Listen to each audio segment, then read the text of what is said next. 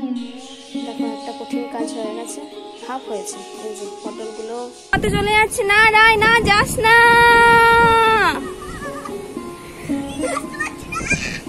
এই যে এদিকে সূর্য ডোবার পালা, তো এদিকটায় রোদটা আছে আর এদিকটায় করেছে মেঘ। নমস্কার, কেমন আছো সবাই? আমার চ্যানেলের নতুন আরও একটি ভিডিওতে তোমাদের সকলকে স্বাগত জানাই। সকাল এখন 8টা সাড়ে 8টা মতো বাজে। রোজ যেমন উঠি তার থেকে আজকে একটু দেরিতে ওঠা হয়েছে, কারণ এখন তো রায়ের বাবার ছুটি। এখন বলতে আজ থেকে টানা সোমবার পর্যন্ত। কালকে রবিবার আর সোমবার যেহেতু আমাদের এখানে ভোট, তো সোমবার পর্যন্ত ছুটি। তো উঠে সবারই ব্রেকফাস্ট করা কমপ্লিট, আর রায় উঠে ব্রেকফাস্ট করতে প্রায় 8টাই বাজিয়ে দিয়েছে। জানি না এখনও ও যতদিন না স্কুল খুলবে ওর সকাল সকাল ওঠা আর হবে না। তো যাই হোক, ও এখানে বসেই পড়া করছিল। ওকে বললাম তুই বাইরে চলে যা, আমি তাহলে বিছানাটা গুছিয়ে নিই। ঘুম থেকে ওঠা হয়েছে ঠিকই, কিন্তু বিছানাটা গোছানো হয়নি। আর এখনকার বিছানা বলতে, এখন যেহেতু ওয়েদারটা একটু চেঞ্জ হয়েছে, তো এই হালকা চাদরটা নিতে হচ্ছে, কারণ একটু ঠান্ডা ঠান্ডা মতো লাগছে। তো এই চাদরটা গুছিয়ে রেখে দিলাম, আর বিছানাটা একটু ঝেড়ে নেব। আর কালকের যে আয়রনের জামা কাপড়গুলো ছিল সেগুলো আর জায়গা মতো রাখা হয়নি। আয়রন করে এনে ওই যে একটু ঠান্ডা হোক করে রেখেছিলাম, তো সেই রাখাই আছে। তো এখনই সেগুলো গুছিয়ে রেখে দেব, তা না হলে আর পরে আর মনে থাকবে না, তখন আবার সেগুলো পড়েই থেকে যাবে।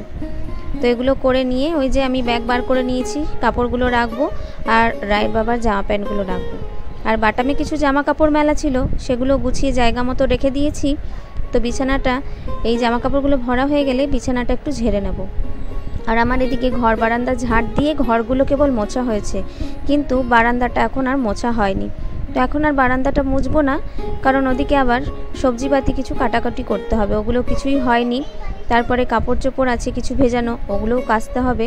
তো স্নানটা পরেই করব, আর এগুলো মানে সবজিপাতি কাটাকুটো করে তারপরে ঘর বারান্দাটা মুছতে হবে। তো রায়ের বাবা চলে যাবে এখন বাজার বলতে এই আমাদের পাড়ার সবজি দোকানেই, ওখানেই টুকটাক যা কিছু আনার সেগুলো নিয়ে আসবে। তো চলো আমি এখানে কাপড়গুলো গোছগাছ করে নিয়ে চলে যাই বাইরের কাজকর্ম সারতে।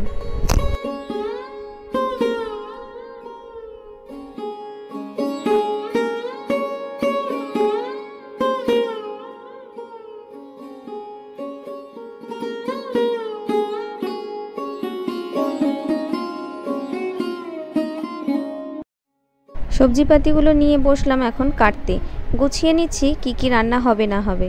রায় বসেছিল পড়তে, তো ওর খিদে পেয়ে গেছে, তো ওকে খেতে দিয়ে দিলাম। টিফিনে তো রুটি হয়, তো রায় বলে রাখে যে ও চিনি ভরা রুটি খাবে। চিনি ভরা রুটিটা খেতে ও ভীষণই পছন্দ করে।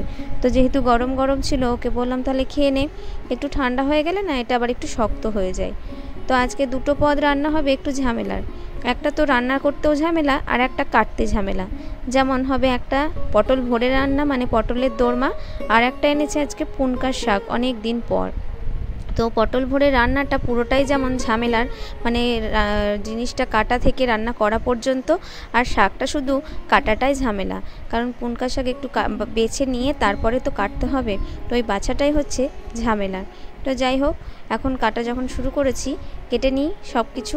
আর এই যে পটল ভরে রান্নাতে পটলগুলো প্রথমে ভালো মতো এরকমভাবে চেঁচে নিচ্ছি।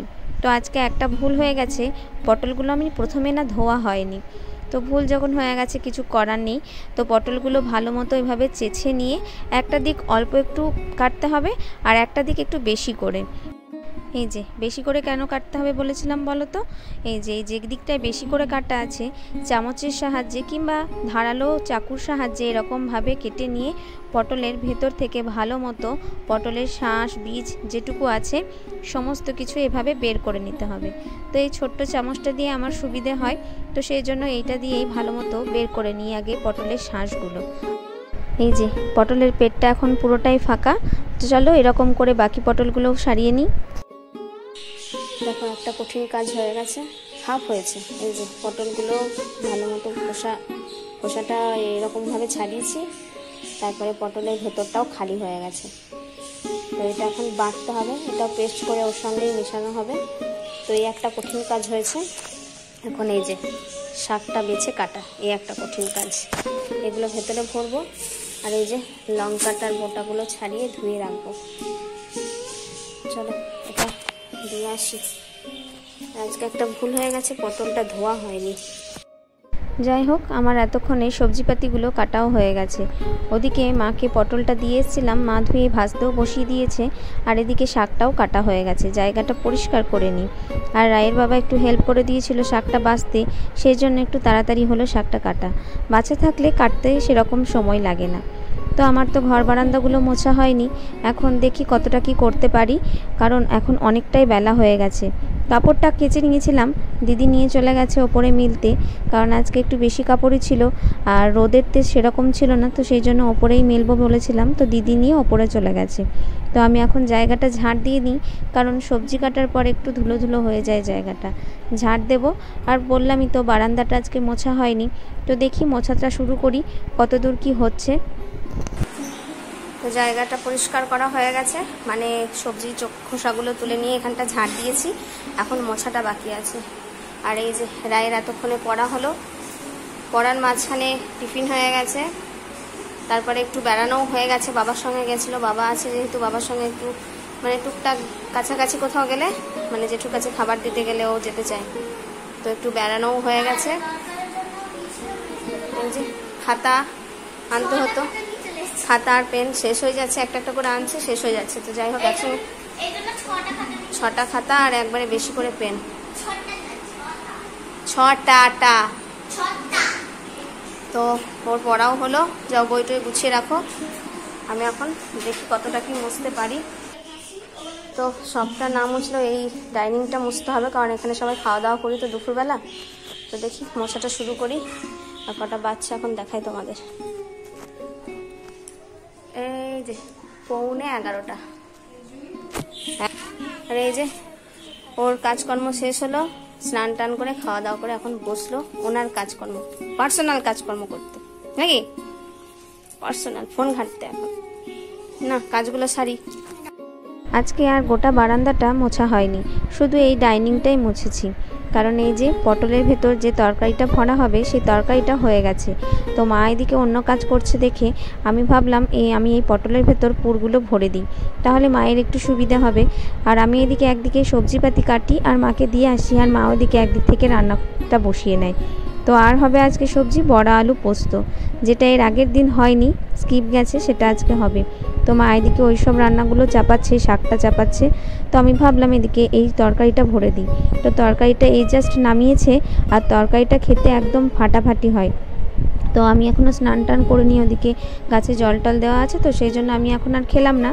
তো যাই হোক, এখন তরকারিটা না প্রচণ্ড গরম আছে, তো সেই জন্য পাখাটা চালিয়ে আর এখানে একটা চামচে করে তরকারিটা একটু মানে নাড়িয়ে দিচ্ছি, একটু ঠান্ডা হয়ে যাবে তাড়াতাড়ি, তাহলে আমার ভরতেও সুবিধা হবে। আর শুধু ডাইনিংটা মুছেছি এই কারণেই যে এখানটায় খাওয়া দাওয়া করি, তো সেই জন্য, নাহলে আজকে মোছাটা বাদই দিতাম। তো মোছাটা যেটুকু করার ছিল সেটুকু করে নিয়েছি, আর তারপরে এবার চলে যাব আমি স্নান করতে, এই কাজটা হয়ে গেলে। 11:37 বাজছে, এইমাত্র স্নান টান সারা হলো। 8 ঘন্টা টাইম দিয়েছিলাম, 11টায় মানে দেখতে বসেছিল, আমি বললাম 8 ঘন্টা মানে 11:30 হয়, 11:34 বেজে যাচ্ছে, তাও মেয়ের পাত্তা নেই যে ফোনটা বন্ধ করতে হবে। পড়ার সময় টাইম জ্ঞান থাকে যে মা এতটা পড়া হয়ে গেল, এবার বন্ধ করব, তাই না? ওটা কি খেতে পেয়ে গেল? এখন চললাম, এই যে সেলাই করতে দিয়েছিলাম সেই আগের দিন, তো আশাই হচ্ছিল না, ছাদ থেকে দেখতাম যে ওর বন্ধ, না হলে আমার আশা হচ্ছে না, তো দেখে আসি হয়েছে নাকি জিনিস। তো জিনিস পেয়ে গেছে, এই যে রেডি ছিল, আমারই আশা হচ্ছিল না, আসলে আমি তো ছাদ থেকে দেখতে পাই যে খোলা আছে না বন্ধ, তো যখন আমি দেখছি তখন হয়তো বন্ধ, আর যখন আমার সময় হচ্ছে না তখন দেখছি খোলা। আজকে ফাইনালি সময় করে জিনিস চলে এসেছি। চলো, 12:56 বাজছে, এই মাত্র নাচ গান প্র্যাকটিস হলো, মানে বিরাট বড় একটা কাজ হলো। আর এত রাগ রাগ কমানোর ওষুধ যে কোথায় পাওয়া যায় আমি জানি না, জানলে আগে আনতে যাব। তুমি জানো? চলো খাবে, চলো খাবে না? ও এখন ওর কাজ করছে, চলো খাওয়া দাওয়া এখন হবে। তো তোমাদের লাঞ্চের মেনুটা দেখিয়ে দিই, চলো। এখন ভাত খাওয়া হবে, এই যে রায়ের এখন কি হচ্ছে, শরবত খাওয়া হচ্ছে। না শরবতটা এখন খাস না, হ্যাঁ ফ্রিজে ভরে দিবি, বিকেলবেলা ঠান্ডা ঠান্ডা খাবি, ঠিক আছে? রায়ের শরবতের রেসিপিটা একদিন, ওই জন্য বানাচ্ছে, রায় নিজেই বানিয়ে শরবত খায়, তোমরা জানো? কেউ যদি খেতে চাও তোমরা চলে এসো আমাদের বাড়িতে। আর কেউ খেতে চায় না আমার শরবত, এজন্য কাউকে দিও না। রায় কাউকে দেয় না, আমাদের কাউকে দেয় না, তোমরা এলে তোমাদেরকে দেবে। হ্যাঁ তোমরা খুব ভালো। রায়ের বানানো শরবত তোমাদেরকে একদিন শেয়ার করব। তুমি এখন ওটা গুলে দাও, গুলে নিয়ে ফ্রিজে ভরে দাও, ঠিক আছে? না আমাকে দিও, আমি ভরে দেবো না, ফেলে দেবে। এই যে রায়ের খাবার এখানে রেডি হয়ে গেছে। রাই রুটি খাবে, চিনি ভরা রুটি হয়েছিল দুটো, একটা খেয়েছিল টিফিনে, একটা এখন খাবে বলে রেখেছিল। এই যে এখানে লাঞ্চের মেনু হচ্ছে বড়া আর আলু পোস্ত, আর এই যে পটল ভরে, পটলের দোরমা, আর এখানে হচ্ছে ডাল, আজকে তো শনিবার সব নিরামিষ, আর এই যে এখানে হচ্ছে শাক আর ভাত। এই যে এই হচ্ছে লাঞ্চের মেনু, আর স্যালাড তো আছে। আর রায়ে এখানে কালো জাম, কালকে অক্ষয় তৃতীয়া ছিল তো সেখান থেকে মিষ্টি এসছে, দাদা নিয়ে এসছে। কি খুঁজছিস? দরজাটা খোল, দেখিস খুলে রেখে দিস না, আবার লেগে যাবে হাওয়াতে।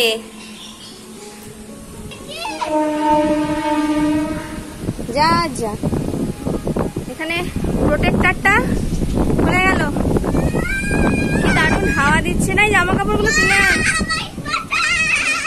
যা। রায় হাওয়াতে চলে যাচ্ছে। না রায়, না যাস না,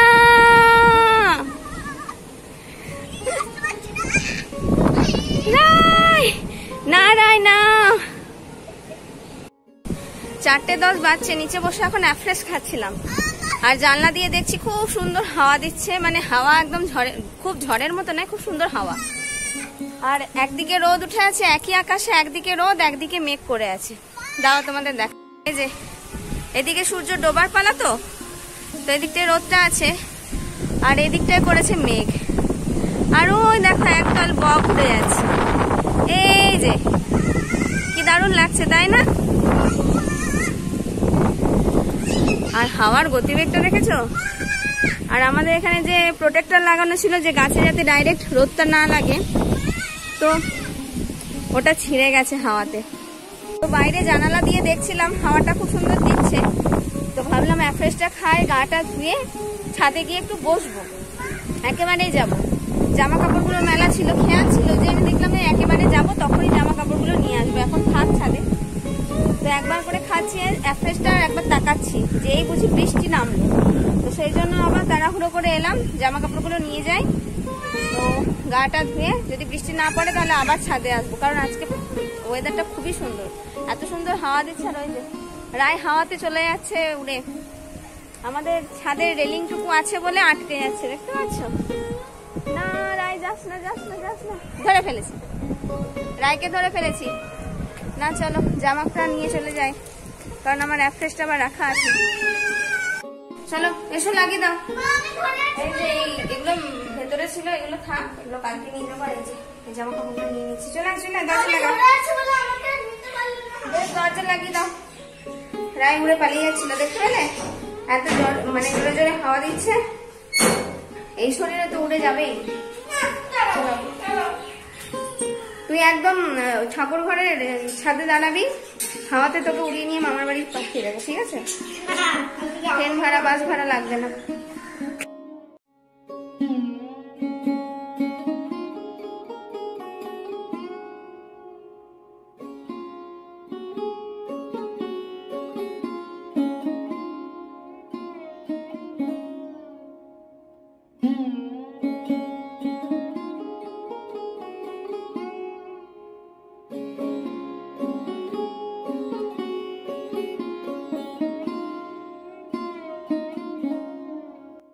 সন্ধ্যা এখন 6টা বাজে, চলে এসেছি রাইকে নিয়ে পড়াতে। আর আজকে আর এবেলা ছাদে যাইনি, ওই যে তোমাদের তখন বললাম, ভেবেছিলাম একেবারে গা ধুয়ে ছাদে আসবো, কাপড়গুলোও নেওয়া হবে আর তখনই একটু বসবো, কিন্তু ওই যে মেঘ বাবা জীবন তখন এমন ভয় দেখিয়ে দিল যে তখনই জামা কাপড়গুলো নিতে আসতে হলো। তো জামা কাপড়গুলো নিয়ে অ্যাফ্রেশ যেটুকু বাকি ছিল খাওয়ার সেটুকু খেয়ে নিয়ে গাটা ধুয়ে আর মনে হলো না যে ছাদে যাই। রায়ও ওদিকে বসে ওর মানে যেটা দেখে সেই সিরিয়ালটা দেখতে শুরু করেছিল। আমি এদিকে টুকটাক কিছু ঘর মানে জামা কাপড় গোছানো ছিল, শুকনো জামা কাপড়, সেগুলোই গোছালাম আর কি। আর একটু গান শুনছিলাম, অনেক দিন এরকম গান শোনা হয়নি, বেশ ভালোই লাগে কাজ করতে করতে গান শুনতে, বিশেষ করে পুরোনো দিনের গান হলে। তো তো সেই সব করতে করতে 6টা বেজে গেল। তো এদিকে রায়কে নিয়ে চলে এসেছি পড়াতে, আর এনেছি আমার হাতে কিছু টুকটাক সেলাই করব বলে সেই সেলাইয়ের জিনিস। আর আজকে রাতে সেরকম কিছু রান্নাবান্না নেই, দিনে যা হয়েছিল ওই ভাত তরকারি পোস্ত সবই আছে, সেগুলোই খাওয়া হবে। ফ্রিজ থেকে বার করেও রেখে দিয়েছি। আর রায় খাবে বললো ওটস, দুধ কলা দিয়ে ওটস। তো দিদিকে বললাম তুমি একটু ওই তোমার মতো বানিয়ে দিও, ও ওটাই খাবে। তো ওদিকে দিদি বানিয়ে দেবে, তো রান্নার কিছু চাপ নেই। তো এখন বসে রায়কে একটু পড়াবো। তো চলো ওকে পড়িয়ে নিই। ভিডিওটাও তাহলে এখন এখানে এন্ড করছি।